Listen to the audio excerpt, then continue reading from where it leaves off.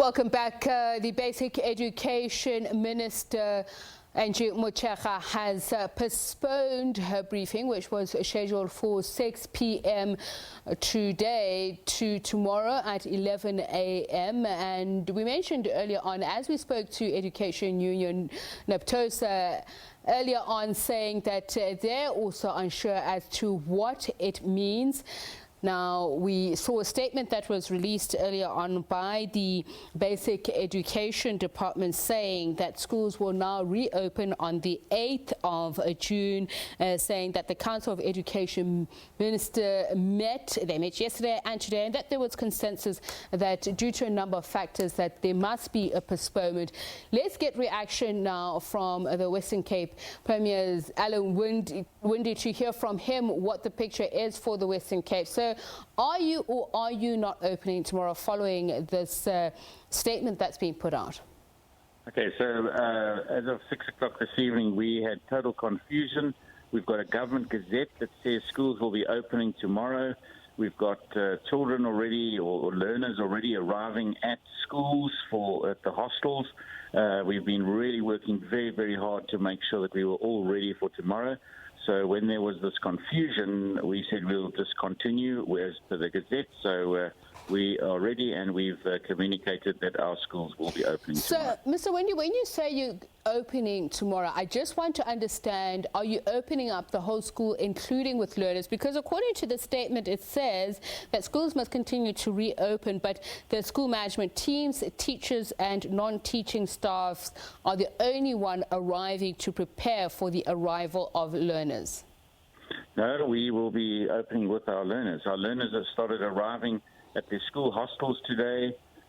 We've been really working hard to make sure that we were ready. That was what the Gazette said. And when there was no clarity as of 6 o'clock this evening, we said, let's go ahead. And so our MEC has put out a statement that schools will be opening. And the statement also acknowledges that some schools, especially those with borders, have started receiving learners, and what they are advising is that you continue with orientation. But it doesn't say explicitly that you need to go ahead and open up the classrooms tomorrow. So what is your interpretation, and how will you implement it tomorrow? Well, of course, those schools that are ready, when learners arrive, everybody's been planning for this for a while now, and so parents are dropping off their learners, their children at the schools will be able to accept them. And obviously the schools that are not have already communicated that, because they might have been busy with deep cleaning, or they would have had some issue. But those that are able to and are ready will be accepting learners. I'm glad that you make that distinction, those that are able to and are ready. According to the Department of Basic Education, 80% of schools nationally are ready and able to reopen. What is the picture? We know that there is great inequality in all parts of the country, including in the Western Cape. So what is the percentage of schools that are ready and schools that are not?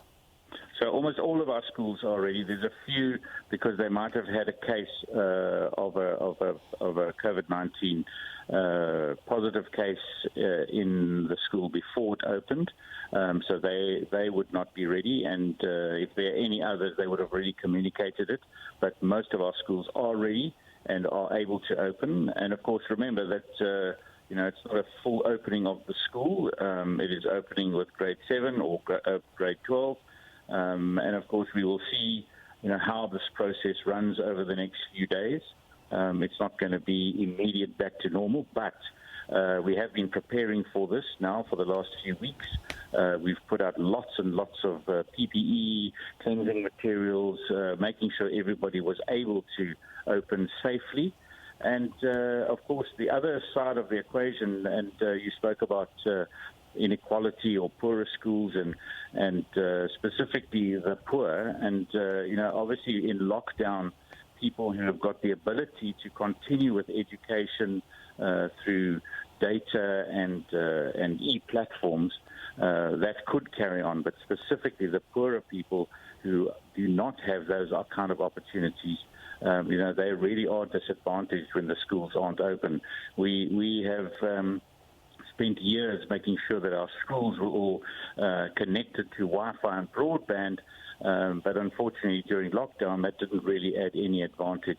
And so, obviously this, we've been preparing it for it, and so we made that decision that we will continue. So what is the proportion of schools, especially those that are disadvantaged, are ready to reopen? We know some schools still struggle with basic infrastructure, and the reports that we are getting for not only our reporters but from some teachers, some parents, is that the well-off schools, yes, sure, they are ready to open, but those that are in impoverished areas who don't have resources, they're definitely not ready to open.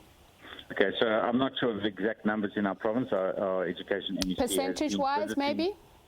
No, I'm not sure, but I know that most. What I've been told is that there's a few schools that are busy deep cleaning. Otherwise, everyone else is ready. Okay, so the reports that we also say just basically only half of South African schools are ready. That's what was confirmed by the unions as well. You spoke about some schools that had to shut down as a result of positive cases. Do you have a number for those? I think it's 4, but I would have to get that clarity from the MEC. Okay, thank you so much for speaking to us, Western Cape Premier Alan Winde, saying that as gazetted by government, tomorrow the Western Cape schools are reopening, as many of the schools are ready to open, and especially those boarding schools that have been receiving learners. He says they will continue with orientation and they will open the classes tomorrow if everybody is ready. And he also said, as far as he knows, there's about 4 schools that have had positive cases and have had to shut down. But if you are in the Western Cape and you're a parent or a learner, a teacher as well, school governing body member, teachers union, what is the picture there? Tell us. Any other part of the country, please just do tell us what is the picture.